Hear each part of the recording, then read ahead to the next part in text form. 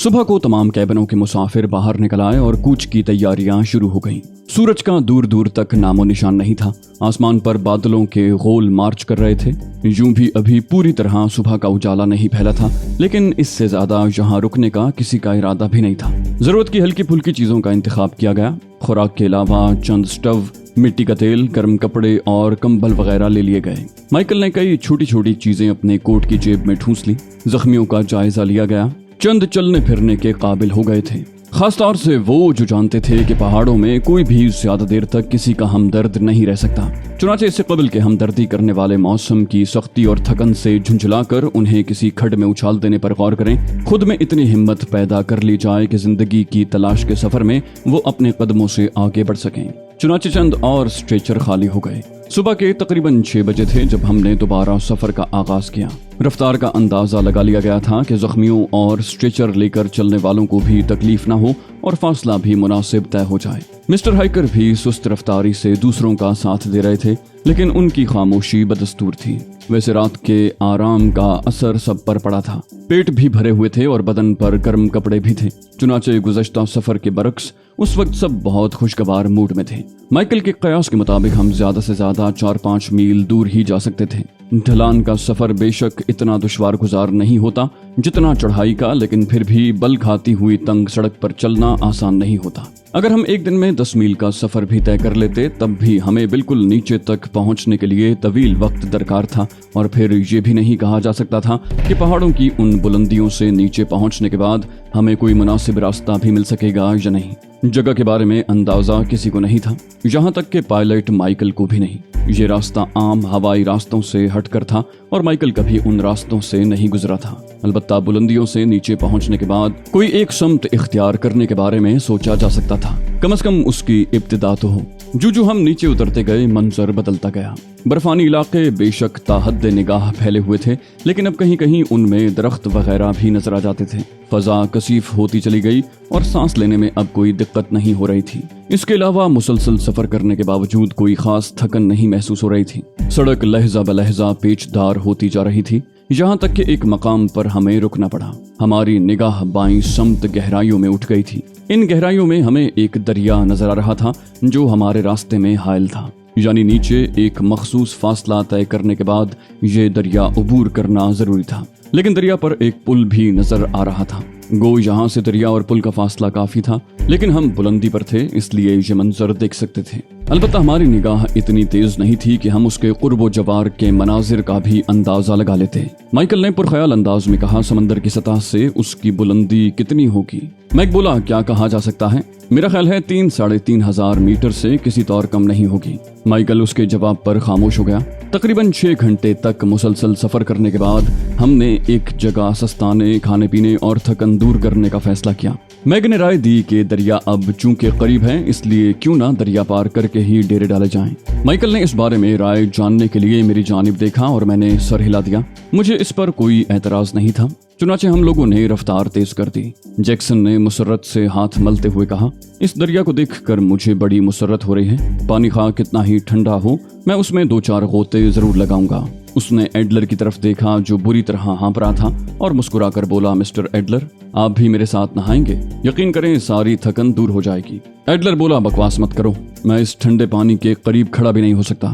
Adler खौफजदा अंदाज में Jackson से कई कदम पीछे हट गया और सब लोग कहकहा लगाकर हंस पड़े। मोरना और दूसरी लड़कियां भी बेख्तियार हंस रही थीं। कुछ देर के लिए फजा बिल्कुल बदल गई। ऑस्टिन ने कहा, सवाल यह है कि उस दरिया को अबूर करने के बाद क्या हमें कोई मुनासिब जगह मिल सकेगी? माइकल ने जवाब दिया, मिस्टर ऑस्टिन, हम उम्मीद के सहारे चल रहे हैं। मुमकिन है हमें कोई पहाड़ी आबादी मिल जाए। अगर हमें कोई आबादी मिल गई तो तमाम मुश्किलात दूर हो सकती हैं। सफर जारी रहा, यहाँ तक कि हम दरिया के करीब की वादी में दाखिल हो गए। खुरदरी और नाहमवार जमीन पर चट्टानें उभरी हुई थी और छोटे छोटे टीलों की तादाद बहुत ज्यादा थी। यहाँ बर्फ भी कुछ कम थी, बल्कि बाज़ जगहों पर तो भूरी जमीन भी नजर आ रही थी। हम सीधे और हमवार रास्ते तलाश करते हुए दरिया की जानिब बढ़ते रहे।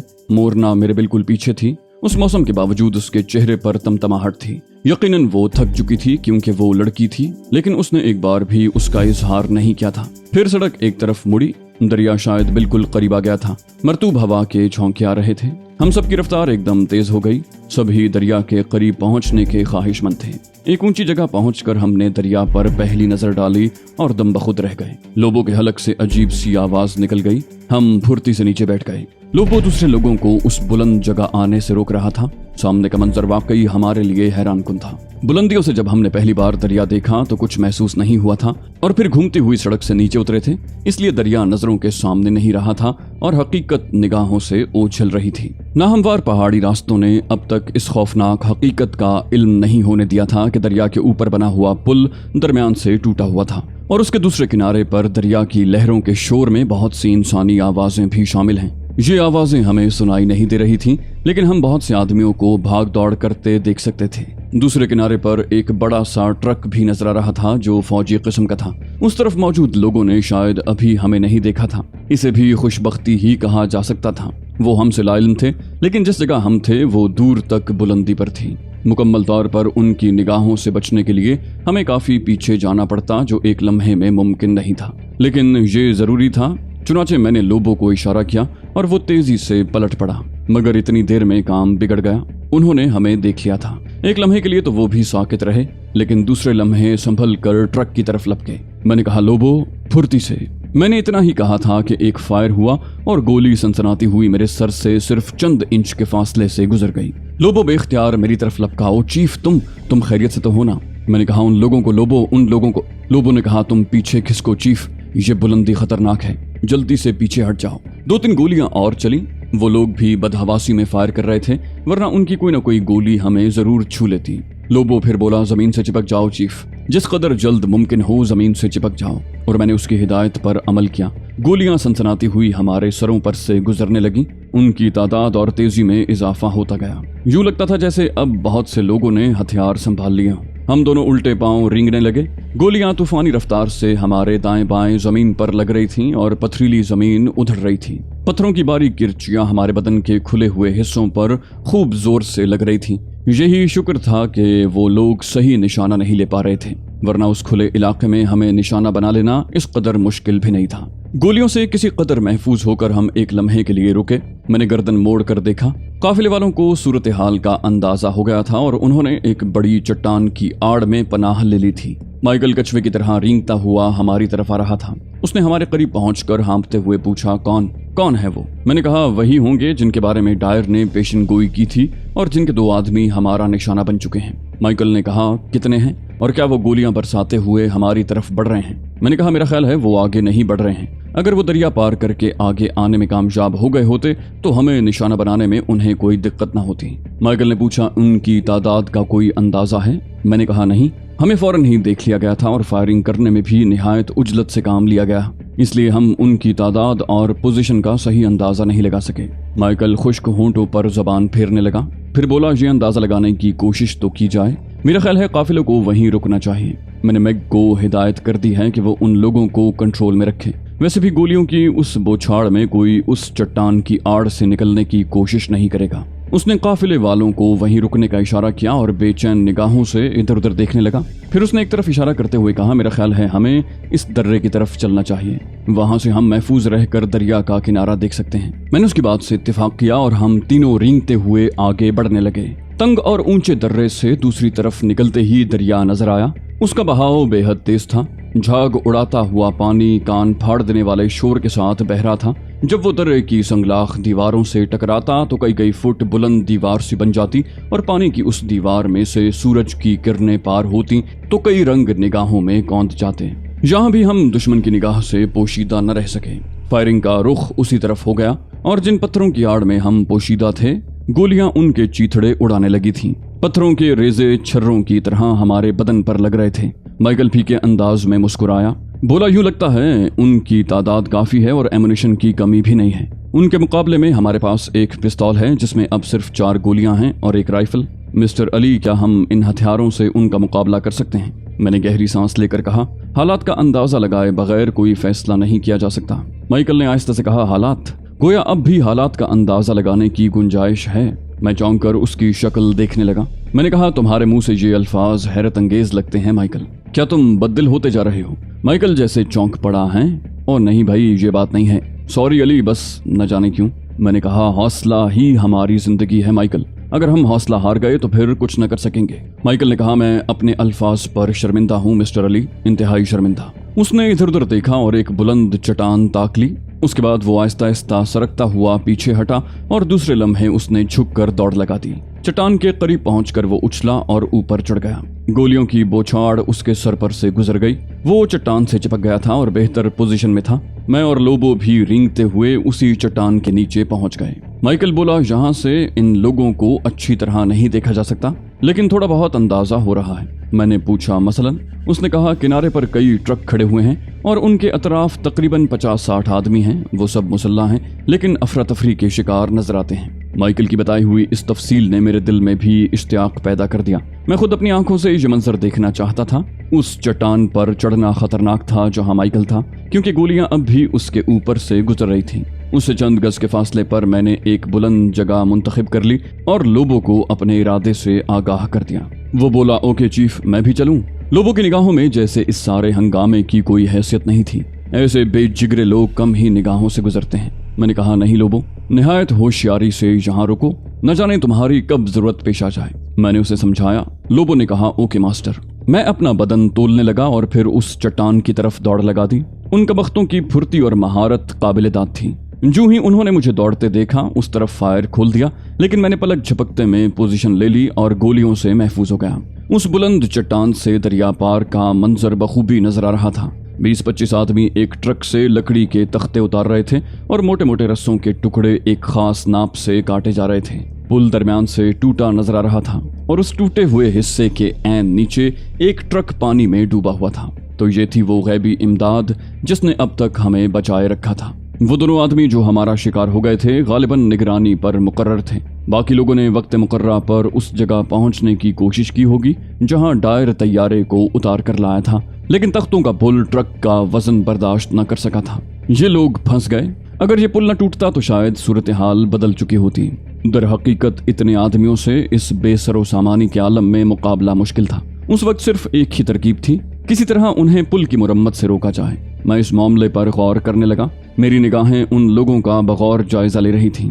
उनमें से चंद लोग जगह जगह छुपे हुए गोलियां बरसा रहे थे, बाकी तुंदही से पुल की मुरम्मत में मसरूफ थे। तकरीबन 15 आदमी तख्तों की एक बड़ी तादाद को रस्सों की मदद से पुल के टूटे हुए हिस्से की तरफ खिसका रहे थे।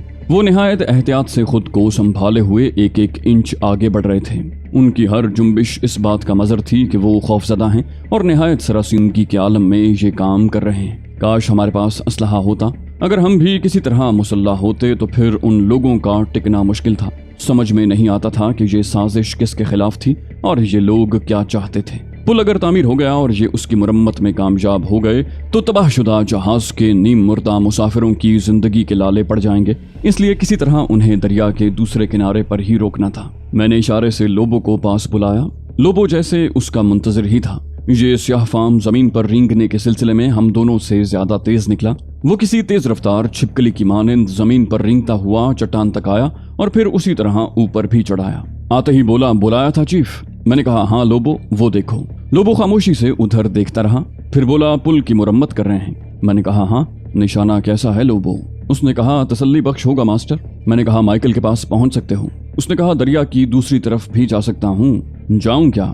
मैंने कहा, नहीं, जो कुछ मैं कह रहा हूँ गौर से सुनो और फिर फुर्ती से उस चट्टान पर पहुंचने की कोशिश करो जहां माइकल है। उसके पास पिस्तौल है। उन लोगों को गोलियां चलाने दो और अपना एक भी कारतूस मत जाया करो। उन्हें निगाह में रखो जो तख्ते और रस्से लेकर आ रहे हैं। जो ही वो सफेद निशान तक पहुंचे फौरन उन पर कम से कम 2 फायर कर दो और उनमें से 2 को हलाक कर दो।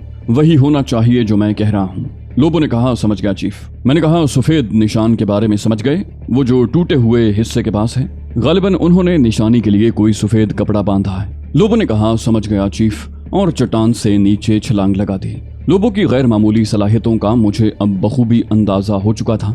दर हकीकत उस शख्स की दरियाफ्त पर फख्र किया जा सकता था। ज़हनी तौर पर वो कुछ भी हो, लेकिन जिस्मानी तौर पर बेनज़ीर था। हद दर्जे दलेर और किसी किस्म के खतरात की परवाह नहीं करता था। इसीलिए उसकी कारकर्दगी बेमिसाल थी। आन की आन में वो उस चट्टान पर पहुंच गया जहां माइकल मौजूद था। मैंने ये भी देख लिया कि माइकल ने रिवॉल्वर उसे दे दिया था। हम इंतजार करते रहे। तख्ते लाने वाले अब पुल के टूटे हुए हिस्से के बिल्कुल नजदीक आ गए थे। मैंने राइफल सीधी कर ली और उनके सफेद निशान तक पहुंच जाने का इंतजार करने लगा। फिर पहली बार हमारी तरफ से 4 फायर हुए और क्या ही उम्दा नतीजा बरामद हुआ था उन फायरों का। हम उन 4 गोलियों को सैकड़ों गोलियों पर भारी कह सकते थे। पुल पर मौजूद लोगों में से 4 आदमी नीचे आ गिरे, लेकिन उसके बाद बाकी जो बचे वो उन लंबे और वजनी शहतीरों की जद में आ गए जिन्हें वो संभाले हुए थे। शहतीरों में उलझे हुए वो टूटे हुए पुल से नीचे गिरे और आन की आन में पानी के तेज धारे के साथ बहते हुए दूर निकल गए। उनकी दिलखराश चीखों ने कलेजे दहला दिए थे। दरिया के दूसरी तरफ भगदड़ मच गई थी। वो लोग बुरी तरह बदहवास होकर दौड़ पड़े थे। दरिया के दूसरे किनारे पर जो साजो सामान और ट्रक वगैरह थे सबके सब जूं के तूं रह गए थे। ये लम्हात हमारे लिए अफसोसनाक थे। काश किसी तरह हम दरिया के दूसरी तरफ पहुंच सकते और उस सामान पर कब्जा कर सकते, खास तौर से ट्रक जो हमारे हर दुख का मुतावा बन सकते थे। इतनी तादाद में होने के बावजूद उनकी ये बदहवासी ताज्जुब खेज थी। इससे सिर्फ एक ही नतीजा अखज़ किया जा सकता था कि बर्फानी वीरानों की इस जिंदगी ने उनके आसाब को मुतासिर किया था और अब उनमें जरा भी कुव्वत मुदाफ़ियत बाकी नहीं रही थी। उनके दिल कमजोर हो चुके थे। बाहर कैफ दूसरी तरफ की अंधाधुंध फायरिंग बंद हो गई। वो किनारे से काफी दूर भाग गए। इस तरह हमें अपने इलाके में नक्लो हरकत की आज़ादी मिल गई। न सिर्फ ये हुआ बल्कि तख्ते वगैरह पानी में बह जाने से पुल की मुरम्मत भी कुछ देर के लिए रुक गई। जैक्सन, फ्रेड और मैग वगैरह ने न जाने किस सूरत हाल का अंदाजा कर लिया। वो दौड़ते हुए हमारे पास आए। दूसरी तरफ माइकल और लोबो भी वहीं आ गए। मैंने कहा, हमें इस तरह बेफिक्र नहीं होना चाहिए दोस्तों, जहां हम उनकी गोलियों की जद पर हैं। मैग ने कहा, क्या सूरत हाल है? फायरिंग और चीखें? मेरा ख्याल है हमारी तरफ से भी फायर हुए हैं। माइकल ने गहरी निगाहों से मुझे देखते हुए कहा, ये जो अली है ना मैग, ये आम इंसान नहीं है। अब तक जो कुछ हुआ है इस पर गौर करो तो बखूबी अंदाजा हो जाएगा तुम्हें। फिर वो उन लोगों को तफसील बताने लगा। मैग ने चट्टान पर चढ़कर दूसरी तरफ देखा और कहने लगा, तमाम सामान जूं का तूं मौजूद है। कुर्बो जवार में कोई नजर नहीं आ रहा। वो चट्टान से नीचे उतर आया। लोबो ने कहा, आप मुझे इजाजत दें मास्टर, मैं दूसरे किनारे पर जाकर असलहा हासिल करने की कोशिश करूं। अगर ये न कर सका तो कम से कम इतना जरूर करूंगा कि उनकी पुल को मुरम्मत करने की सारी तदबीरें नाकाम बना दूं। ये सारे ट्रक भी तबाह कर दूंगा। उसके बाद वो बिल्कुल ही हवास खो बैठेंगे। मैंने कहा, लेकिन तुम दरिया कैसे अबूर करोगे? लोबो ने कहा, एक तदबीर है मेरे जहन में। मैंने पूछा, वो क्या? उसने कहा, मैं यहाँ से दरिया की मुखालिफ समत में दूर तक निकल जाता हूँ, वहां से दरिया में उतर जाऊंगा और फिर तैरता हुआ दूसरे किनारे पर जाने की कोशिश करूंगा। मैंने फैसला कुन लहजे में कहा, नहीं लोबो, जानबूझकर मैं तुम्हारी जिंदगी खतरे में नहीं डाल सकता। दूसरे लोग भी लोबो की उस कुर्बानी को कबूल करने के लिए तैयार नहीं हुए थे। आखिर में यही फैसला किया गया कि फिलहाल पूरी तवज्जो इस बात पर सर्फ होनी चाहिए कि वो लोग पुल की मुरम्मत न करने पाएं। इस दौरान में कोई अच्छी तरकीब सोच ली जाए। चुनाचे लोबो और फ्रेड को वहां तैनात कर दिया गया। तय ये किया गया कि ये लोग जब भी उन्हें पुल के करीब देखें तो उनकी पुल को मुरम्मत करने की कोशिश नाकाम बना दें। उसके बाद हम दूसरे लोगों की तरफ वापस चल पड़े। सहमे हुए लोग, जिंदगी से मायूस, मौत के मुंतजिर, आंखों में खौफ व हरास की कैफियत लिए बैठे थे। उन्होंने मायूस निगाहों से हमारी तरफ देखा। एक लम्हे के लिए उन्हें देखकर दिल को तकलीफ हुई, लेकिन फिर मैंने खुद को संभाल लिया। उन्हें कोई तसल्ली भी नहीं दी जा सकती थी, बस खामोशी ही बेहतर थी। चंद लोग ऐसे भी थे जिनके चेहरों पर बेफिक्री थी। इनमें एडलर को सरे फहरिस्त रखा जा सकता था। रेक्सन ने मेरे करीब आकर कहा, उम्मीद की कोई सूरत नजर आती है। मैंने कहा, मायूसी गुनाह है मिस्टर रेक्सन। उसने कहा, अफसोस, मैं तो अपनी खराब हालत के बायस आप लोगों की कोई मदद भी नहीं कर सकता, जबकि मेरी दिली ख्वाहिश थी कि आपके शाना बशाना रहूं। मैंने कहा, कोई बात नहीं मिस्टर रेक्सन, आप इन लोगों को संभाल लें। ज़बानी तसल्ली देकर भी आप उन्हें पुरसुकून रख सकते हैं। उसने कहा, मुझे एहसास है कि सिर्फ इंसानी हमदर्दी के तहत आप लोगों ने इतनी जिम्मेदारियां कबूल कर ली हैं। हालांकि यहाँ कुछ लोग। मैंने दिलचस्पी से पूछा, कुछ लोग क्या? उसने कहा, बस कुछ लोगों की ज़बानें सिर्फ जहर उगलती हैं, लेकिन उनकी ये जहर अफशानी किसी पर असरअंदाज नहीं होती। मैंने कहा, मसलन क्या ख्यालात हैं लोगों के? वो बोला, आप अपने जहन को तकद्दुर का शिकार न करें मिस्टर अली, क्या फायदा? मैंने मुस्कुराकर कहा, क्या एडलर के अलावा कुछ और लोग भी हमारे मुखालिफ हैं? रेक्सन भी मुस्कुराने लगा। बोला, सरबराह एडलर ही है। परेशान हाल लोग उसकी भी सुनते हैं। दरअसल वो उन घटिया किस्म के लोगों में से है जो कुछ नहीं होते, लेकिन बदतरीन हालात में भी लोगों को अपनी तरफ मुतवज्जे करने के ख्वाहिशमंद होते हैं। एडलर ने इस खामोशी से उकताकर एक कहानी तराशी है। मैंने कहा, बहुत खूब, क्या कहानी है? रेक्सन ने कहा, कहता है ये बहुत बड़ी साजिश है जिसमें इस जहाज का अमला भी कुछ और लोगों के साथ मुलव्विस है। तैयारे को इस मकसद के तहत इस वीराने में उतारा गया है कि मुसाफिरों को ब्लैकमेल किया जाए, उनके वरसा से बड़ी बड़ी रकमें वसूल की जाएं वगैरह वगैरह। उसने बहुत सी दलीलें भी घड़ ली हैं और चंद लोग उसकी बातों पर संजीदा हो गए हैं, लेकिन सिर्फ चंद लोग। मैंने कहा, हर शख्स को इजहार राय की आज़ादी है मिस्टर रेक्सन। बज़ाहिर ऐसी कोई बात नहीं है, मैं भी तैयारे का एक मुसाफिर हूँ। एक ऐसे मिशन पर निकला था जिसकी तकमील के लिए सिर्फ 2 माह का वक्त है। मेरा कीमती वक्त इन पहाड़ों में ज़ाया हो रहा है। ये लम्हा मेरे लिए बेचैनी का बायस है। लेकिन मैंने जुमला अधूरा छोड़कर रेक्सन की शक्ल देखी और फिर गहरी सांस लेकर खामोश हो गया। कमबख्त का चेहरा सपाट था, उस पर कोई तासुर नहीं उभरा। उस वक्त भी मुझे मायूसी हुई।